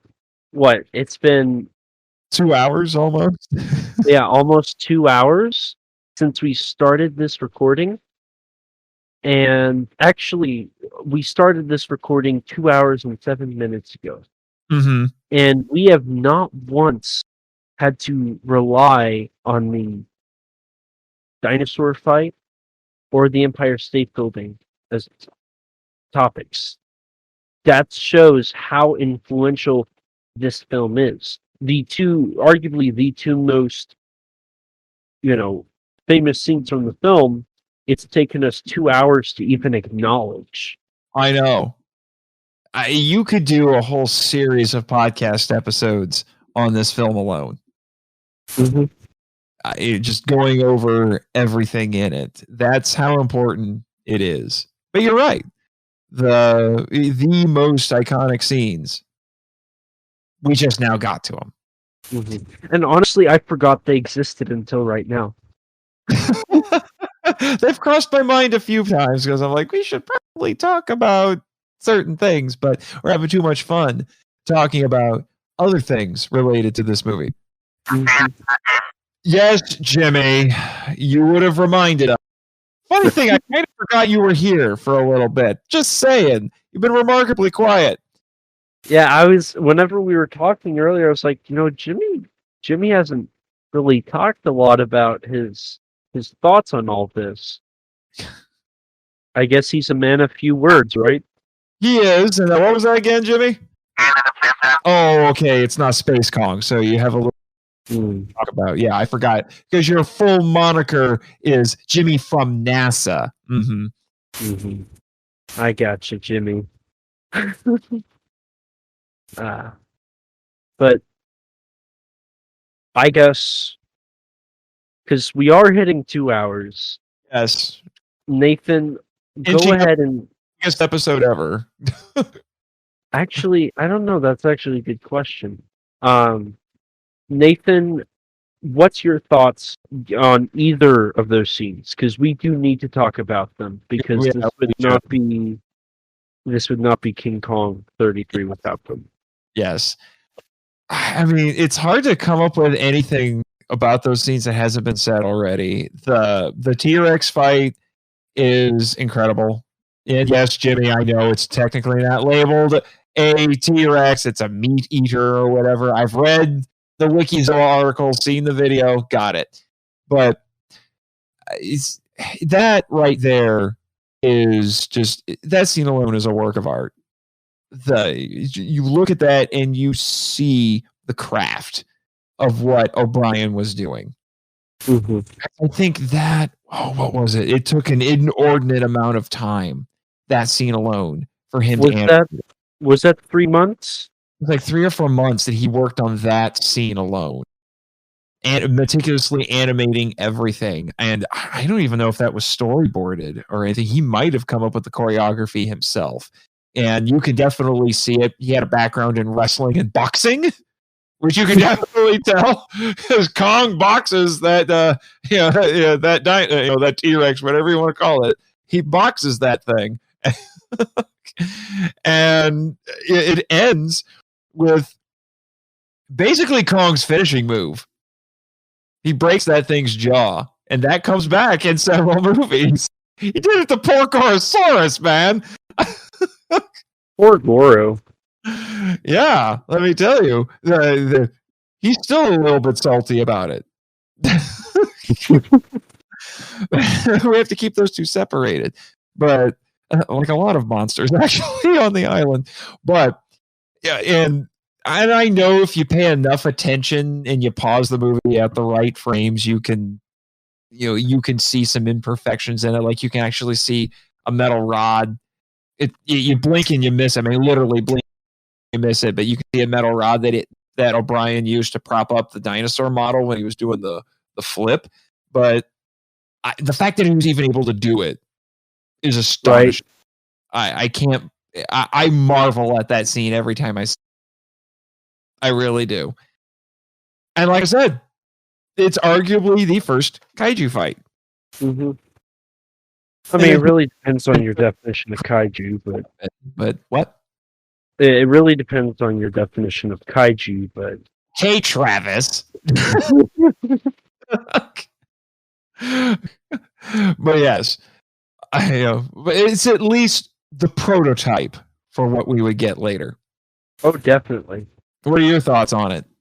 Well, I mean, without it, I would have never seen the movie. Well, it would have taken a lot longer. That is true. So we did kind of mention it earlier. Yeah, but that was a publicity still, so it wasn't the exact same. Mm-hmm. It's a big monkey fighting a big lizard. Sounds familiar. And I feel like we're going to see one of those soon. Mm-hmm. But yeah, it's. I was watching it. I was watching the clip today on it, and I was really surprised by how well they were able to blend Fay Ray into the fight. Yes, really well done. And honestly, I'd say that scene has the best stop motion in most of the film. Oh yeah, it's definitely the money shot for sure. Verbally speaking, you can tell that care went into that. It's the centerpiece of the movie. Mm-hmm. And isn't it almost like in the middle part of the film? Yeah, that's why I say it's the centerpiece. It basically is the middle. Yeah, it's just that's easily one of the best executed mini fights in any monster movie, I'd say. Mm-hmm. I say mini because it's not supposed to be the central focus. No. But it's for how long it is in the film and for what it does, it's long lasting. Mm-hmm. Mm-hmm. Also, to imagine that initially it was going to be a Komodo dragon fighting a gorilla. I know, that is so weird, and they didn't do that. Oh my god! Bro, for those who don't know, before Cooper discovered O'Brien, he was literally going to do the special effects by bringing in an actual Komodo dragon, the largest lizard in the world, other than the inhabitants of Monster Island, of course. But yeah, the largest lizard in the world, and was going to have it fight a guy in a gorilla costume. That would have been awful. It probably would have, but given Cooper's background for going, I mean, Carl Denham in this movie is basically Marian C. Cooper. He would be the guy who would go to Africa, film a lion and tell it to look pleasant. I mean, that was who he was. So the fact that he was like, "Oh, let's go get a real Komodo dragon, have a fight guy in a gorilla costume would be amazing." I'm not surprised at all. But it's so interesting to see it go from concept to the finalized. I know. It would have been wrong any other way. Any other way, it would have been wrong. It really would have. It would have. And then, as for the Empire State Building, I mean, that's the scene everybody knows. Even if you've never seen the movie, you know that scene. It's an icon for a reason. It is. It's an incredibly good use landmark, and the Empire State Building had just been built at that point. Mm-hmm. It was new. So it just made sense to use it at that point, and it was the tallest building in the world at that point. So why not? The Kong must have seen it as being the mountain from the island. He's just climbing it to get away from everybody. Yeah, and that's another scene I think that's really well paced. Like you mentioned earlier, the pacing in this movie is amazing, and I think that is a testament to it. Is I don't have I what? Well, go for it. Go for it. You have a point to make. I was going to say I don't remember any music being in that scene. Until the final part. Yeah. And that's so interesting because most of that sequence is just the planes and the sounds of the engine hitting Kong. And that's such an interesting decision that you'd think it's the most dramatic part they would include music. But for most of the sequence, it's just the planes. And I think that's a very interesting creative decision that they made to have it focus on the planes and Kong and nothing else, not the dramatic part, but just the. It might have also been because Cooper and Schoedsack were playing the pilots. That's true. They said, because I know Cooper said this is like, well, we made the SO, should be the ones who kill him. And they were, I know Cooper for sure was one veteran. He was a pilot. So, made sense. Yeah. And you go on to what you were going to ask or say? I was going to ask if you have ever been to the Empire State Building. I have not. That is one of the buildings that I want to. Isn't there a Kong up there? If I remember right. Isn't there a little Kong? They have put an inflatable Kong at the top of it for promotional purposes now and then. But they do sell, at least when I was there, they did sell King Kong themed memorabilia in their gift shop because they know that people know that movie. Now, from that movie, you know why they can do a gorilla on the Empire State Building? Why? Because it's not King Kong. Oh, here we go. It always comes to a complete circle with me. Obviously. But yes. And also, another fun little fact. King Kong wouldn't have his famous perch if not for my home state. Really? Yes. I'm from Indiana. And in the early 20th century, one of the key things that was mined in Indiana was limestone. Limestone is a key component of the foundation of the Empire State Building. Are you saying you want me to thank you to helping make me, because I didn't mine any of that limestone. Just thank my state. Will do. Thank you, Indiana. Thank you to our listeners in Indiana. So there you go. I learned a lot. I guess it seems like we're nearing the end of our discussion. Mm-hmm.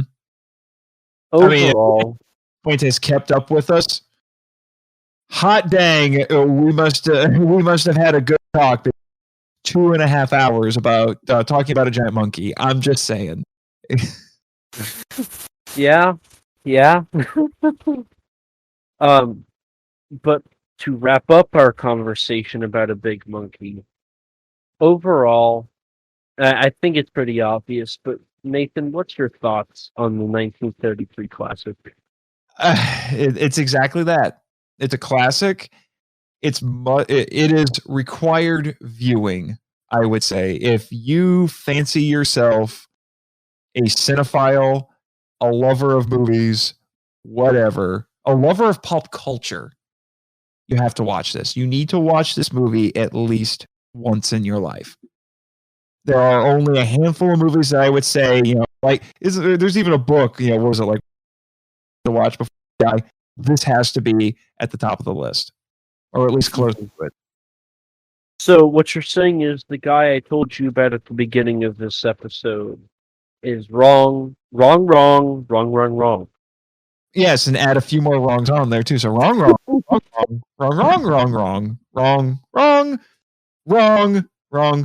and then to punctuate it, I will impersonate Lex Luthor.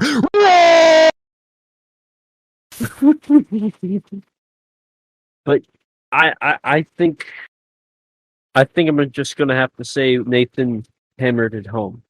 It's a classic. It's a must-watch for anybody. It's a great movie. Even though I prefer 2005, you cannot go wrong with 33. Mm-hmm. It is pure gold. Mm-hmm. There's no looking at it any other way. It's pure gold. Mm-hmm. It's one of the purest pieces of cinema I've ever seen. And I mean that. Even Martin Scorsese shouldn't argue with me about that. I think he would probably agree. But I think now the time has come for Nathan to execute what he's best at, which is shameless plugs. Indeed. I have said many a time, shameless self-promotion is one of my spiritual gifts.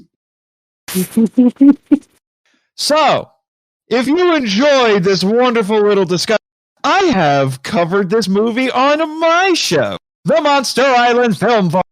Find us on all of your favorite podcatchers because we're on all of the things. We're also on YouTube, and you can follow us on the social medias at The Monster Isla 1. And I would be remiss, I have other related Twitters that I have to plug as per my contractual obligations.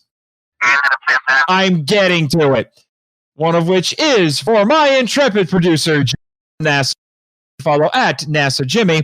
And then there's also my Orwellian overlords, the Monster Island Board of Directors, whom you can follow at Monster Isla BOD, because apparently they love their bods. And then there's also, as strange as this may sound, my pseudo-sister Clone, who is also a magical girl superheroine that exists. You can follow her on Twitter at Crystal Lady Jess 1. And as also, as I mentioned, I should also mention the MonsterIslandFilmVault.com. And we're on Facebook and the Instagram. And as I mentioned, I'm also a creative writer and an author. And you can check out my not podcasting kaiju related stuff on my author website, nathanjsmarchand.com. Because, yes, I had to use my middle initials, and yes, I have two, because nathanmarchand.com was already taken. I'm going to find that guy. who has that domain, and I might feed him to one of those dinosaurs on the island.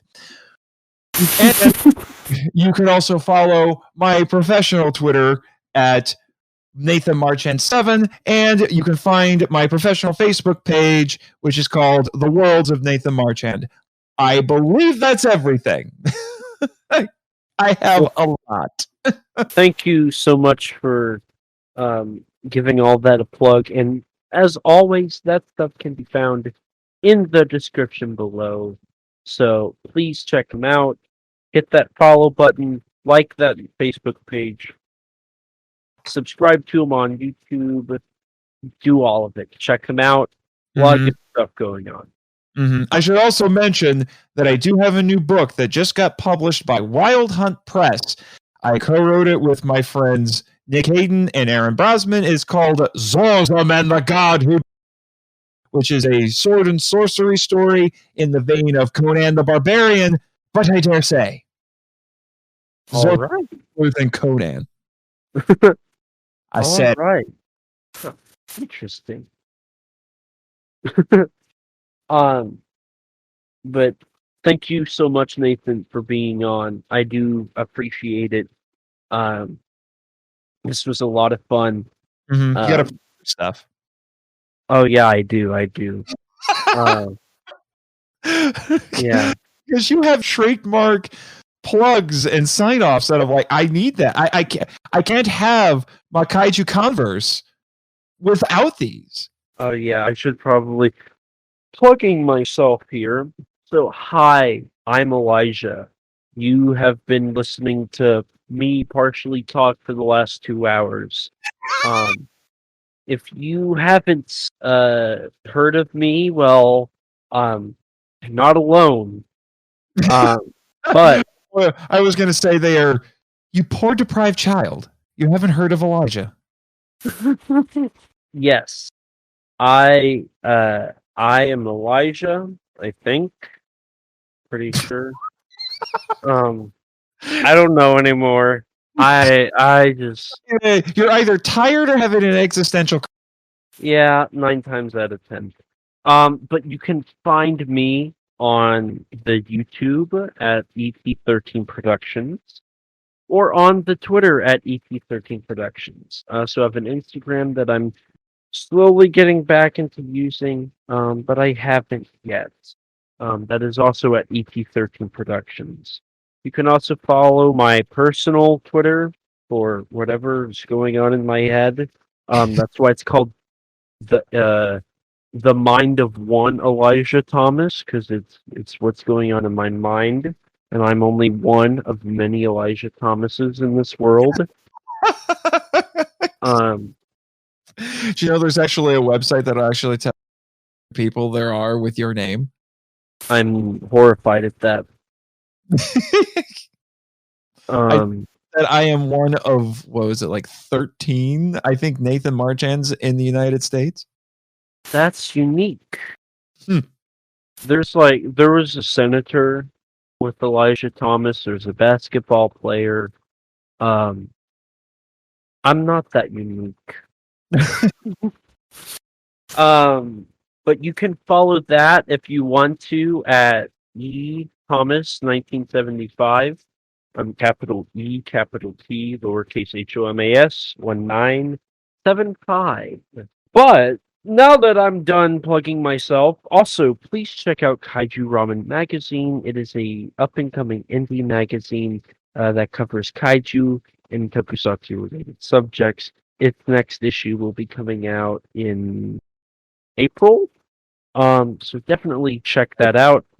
In issue 1. I have a small part in issue 1, and I might be in issue 2. You might have to buy the magazine to check it out. Ooh. That was Travis. If you're listening, I should be paid for my promotion.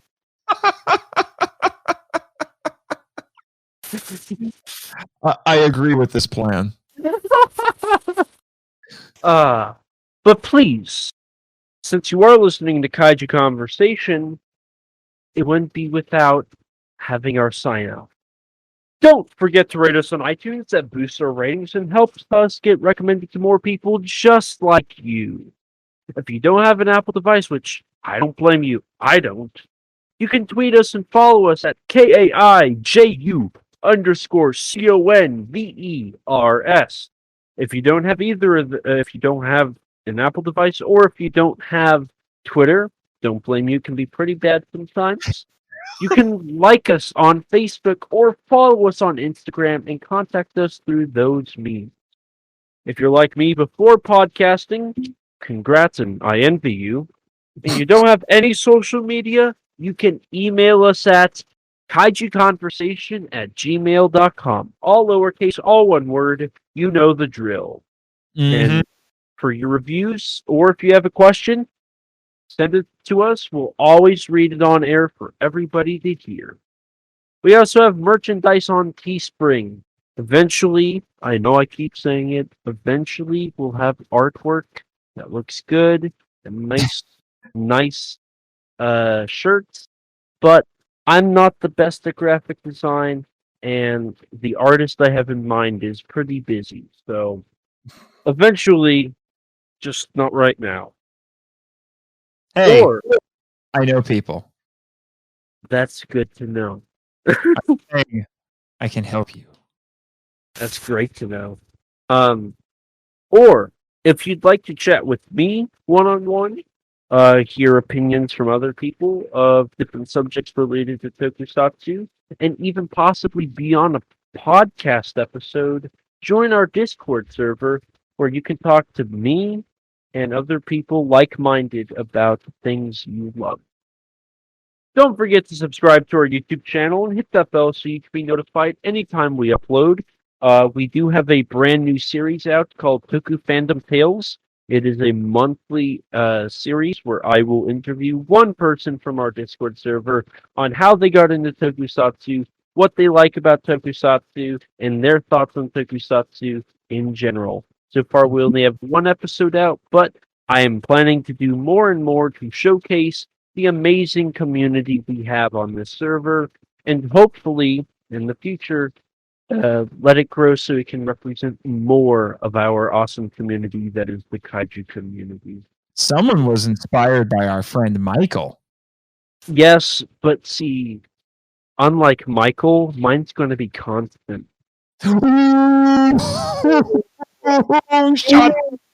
Shots fired! I'm definitely getting blocked for that one. You are canceled? Oh no, I gotta talk to Kaiju Kim before he does.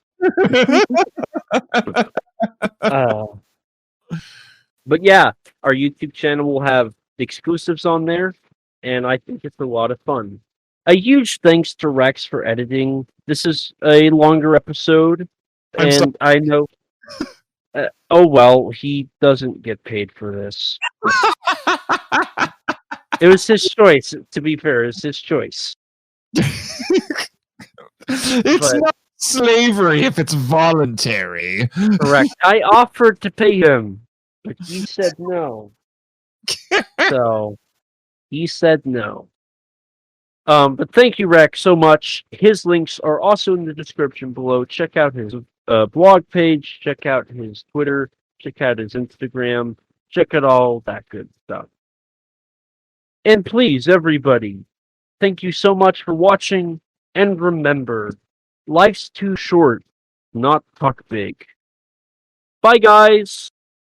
Sayonara!